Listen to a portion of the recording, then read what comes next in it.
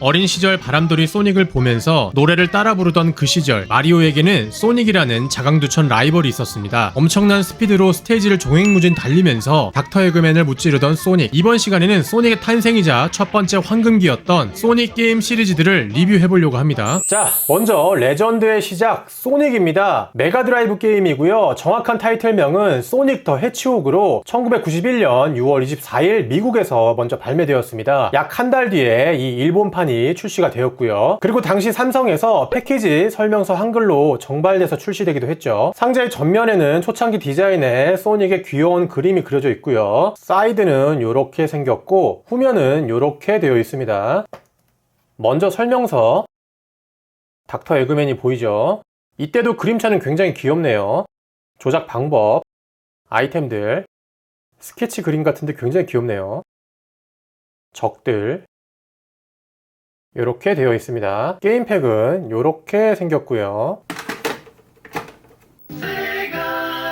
이 게임은 슈퍼마리오처럼 횡스크롤 방식의 액션 게임으로 빠른 달리기를 통해 정신없는 화면의 연출을 보여주는 매력 때문에 당시 정말 인기가 많았던 게임입니다. 지금까지 무려 1500만 장이나 팔렸는데요. 마리오는 버섯을 먹고 커졌다가 적에게 공격을 받으면 다시 작아지고 거기서 한 번 더 데미지를 받으면 죽었던 반면 소닉은 링을 한 개 이상 먹었을 때 적에게 공격을 받으면 먹은 링을 모두 토하게 되고 링을 한 개도 가지고 있지 않은 상태에서 다시 공격을 받으면 죽게 됩니다. 재밌는 건 이때는 스핀 대시가 없었다는 점이죠. 테일즈도 없었고요. 카오스 에메랄드를 모두 모아도 슈퍼소닉으로 변신하지 않던 시절이기도 합니다. 다음은 이번에도 메가드라이브로 출시된 소닉 2탄입니다. 1992년 11월 21일에 발매되었고요. 귀염둥이 테일즈가 첫 등장하는 시리즈이기도 하죠. 이번에도 삼성에서 정발되기도 했었고요. 상자의 전면에는 주인공 소닉과 테일즈가 이렇게 그려져 있고요. 사이드는 이런 느낌, 후면은 이런 느낌입니다. 먼저 설명서. 테일즈가 타고 다니는 비행기죠. 조작 방법, 아이템이 보이고요. 이번에도 귀여운 스케치가 그려져 있네요. 귀여운 테일즈, 닥터 에그맨, 적들 이렇게 되어 있습니다. 게임팩은 이렇게 생겼고요.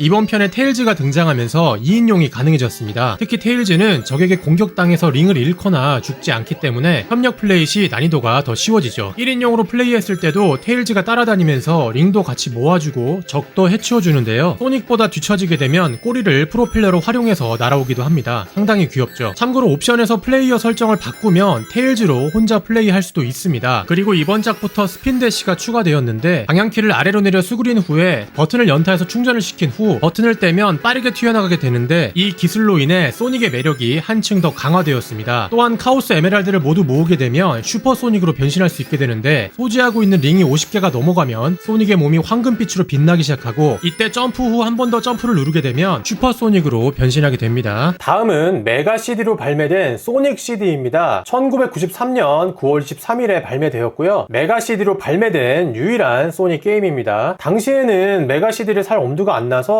그때는 플레이해보지 못했던 게임이죠. 역시 이 게임도 삼성에서 정발하기도 했고요. 케이스 전면에는 소닉과 메탈 소닉이 그려져 있습니다. 사이드는 이런 느낌, 후면은 이렇게 되어 있고요.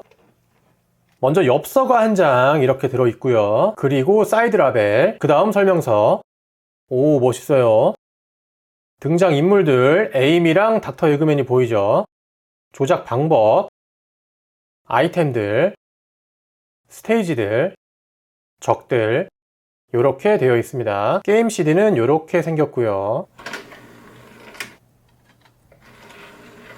이 게임은 소닉 시리즈 최초로 오프닝과 엔딩 애니메이션이 추가되었습니다. 기존 메가드라이브 팩에서 CD로 매체가 바뀌면서 넉넉해진 용량 덕분인데요. 게다가 이번 작에서 히로인 에이미와 메탈 소닉이 첫 등장하기도 하죠. 게임은 전작인 소닉2와 비슷해 보이지만 전반적으로 속도감이 대폭 감소했고 스핀 대시도 사전 충전 시간이 필요해서 답답한 면이 있습니다. 하지만 슈퍼 필아웃이라는 신기술이 추가되었는데요. 방향키 위 버튼을 누르고 있는 상태에서 점프 버튼을 누르고 있다가 방향키를 떼면 발동하게 되는데 스핀대시처럼 앞으로 튀어나가는 기술입니다. 달리는 중에 방향키 아래를 누르면 스핀대시로 전환도 되죠. 그 밖에 타임오프 시스템이라든지 기존 메가드라이브 시리즈와 차별화된 분위기와 시스템을 보여주는 작품이었습니다. 다음은 다시 메가드라이브로 발매된 소닉 스핀볼입니다. 1993년 12월 10일에 발매됐었고요. 얘는 소닉 외전격 게임으로 핀볼 게임이라고 보시면 됩니다. 상자의 전면에는 소닉이 이렇게 웅크리고 있는 그림이 그려져 있고요. 사이드는 이렇게 생겼는데 약간 변색됐어요. 변색 안 된 패키지랑 사이드를 비교해보면 한눈에 변색된 게 보이죠. 후면은 이렇게 생겼고요. 참고로 이게 하단에 보시면 세가 스티커가 붙여져 있는데 요게 뜯어져 있지 않으면 밀봉이라는 얘기겠죠.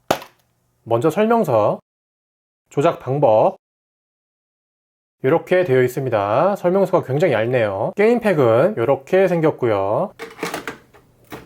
소닉을 공으로 활용해서 플레이하는 핀볼 게임으로 기본적으로 핀볼 게임과 룰은 비슷합니다. 다만 여기에 소닉의 스피디함이 더해졌죠. 기존 핀볼 게임과 다른 면이 있다면 소닉을 가끔 뛰게 하거나 다른 특수한 조작을 할 수 있는데요. 공인 상태에서도 방향키를 누르면 기계를 기울인 것처럼 소닉이 방향키 방향으로 약간 이동하기도 합니다. 최종 목표는 필드 위에 존재하는 3개 혹은 5개의 카오스 에메랄드를 찾은 다음 닥터 에그맨과 싸워야 되는데요. 전체적으로 난이도가 어려운 편인데 마계촌처럼 1스테이지조차 깨지 못한 사람들이 수두룩한 정도입니다. 거기다가 분위기도 음침해서 이게 소닉 게임이 맞나 싶은데요. 정식 후속작은 아니지만 훗날 게임보이 어드밴스로 비슷한 컨셉을 가진 소닉 핀볼 파티가 발매되기도 했습니다. 다음은 이번에도 메가드라이브로 출시된 소닉의 대표작이라고 할 수 있는 소닉 3탄입니다. 1994년 2월 2일 미국에서 먼저 발매가 되었고요. 국내 정발판도 비슷한 시기인 2월 7일, 정작 일본판은 3개월 뒤인 5월 27일에 발매가 되었습니다. 상자의 전면에는 소닉과 너클즈가 이렇게 그려져 있습니다. 사이드는 이렇게 생겼고 후면은 이렇게 디자인되어 있습니다.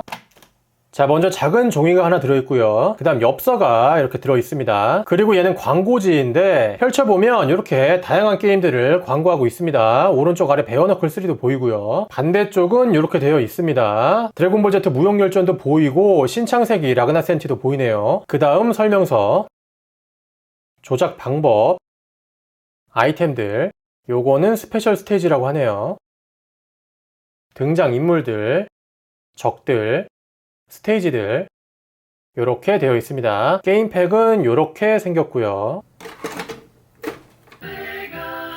이번 짝에는 소닉만 플레이할지 테일즈와 같이 플레이할지 테일즈로 플레이할지 선택할 수 있게 되었습니다. 특히 테일즈를 조종할 때 점프 시 한 번 더 점프를 누르면 프로펠러 비행을 할 수 있는데요. 소닉과 같이 플레이할 경우 테일즈가 소닉을 붙잡고 비행할 수도 있습니다. 소닉도 새로운 모션이 추가되었는데 점프 중에 점프를 하게 되면 빠르게 회전해서 칼바람을 내는 인스타 실드를 쓸 수 있습니다. 이걸 사용하면 잠깐이지만 공격 판정의 범위가 살짝 넓어지고 시전 중에는 무적 판정이라 적들의 원거리 공격이나 근거리 공격을 무효화시킬 수 있죠. 또한 불물 전기 배리어를 먹을 경우 점프 중에 점프를 누르면 특수 공격도 가능해집니다. 적에게 공격당했을 경우 배리어가 풀리는 건 전작과 같고요. 그리고 이번 작에서 너클즈가 처음 등장하기도 하죠. 다음은 이번에도 메가드라이브로 출시된 소닉3를 해봤다면 무조건 같이 플레이했던 게임인 소닉과 너클즈입니다. 1994년 10월 18일에 발매가 됐고 이번에도 삼성에서 정발이 됐었죠. 모든 소닉 시리즈가 다 그렇겠지만 특히 이 삼성 버전 소닉과 너클즈는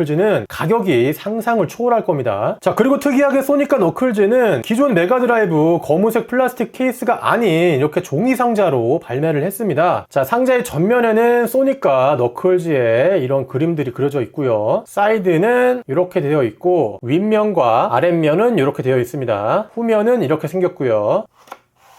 자, 먼저 엽서가 한 장 들어가 있고요. 그리고 광고종이인데 OST 발매를 말하는 것 같아요. 반대쪽엔 수록곡들 리스트가 이렇게 적혀 있고요. 그리고 접혀있는 광고종이인데 얘를 펼치면 슈퍼 32X를 대문짝만하게 광고하고 있고 아래쪽에는 메가CD2도 보이네요. 반대쪽은 게임들을 광고하고 있는데 랑그리사2나 유유백서가 보입니다. 그리고 설명서, 등장 인물들인데 일러스트를 재탕했네요. 조작 방법, 아이템들, 적들 이렇게 되어 있습니다. 게임팩은 이렇게 생겼습니다. 좀 특이하게 생겼죠. 여기 뚜껑이 있어서 얘를 위로 올리면 이렇게 열립니다.